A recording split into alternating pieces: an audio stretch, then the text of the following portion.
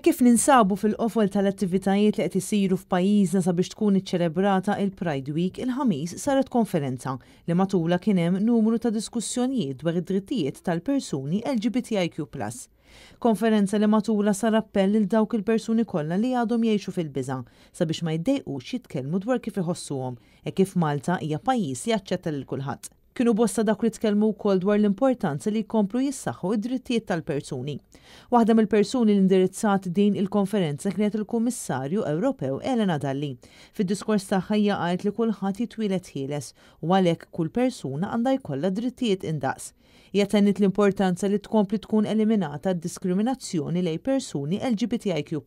Matul din il-konferenza ntwera anke messaġġ mis-Senatur Amerikan Pete Buttigieg li għandu dixxendenza Maltija u li missieru kien emigra lejn l-Amerika bosta snin ilu. Huwa tkellem dwar l-għażliet li kellu jaffaċċja matul ħajtu fejn illum il-ġurnata jħossu komdu jitkellem b'mod apert dwar is-sesswalità tiegħu. Buttigieg tenna li bosta pajjiżi fosthom anke l-Amerika dejjem ħadmu favur iktar inklużjoni għal persuni bħalu.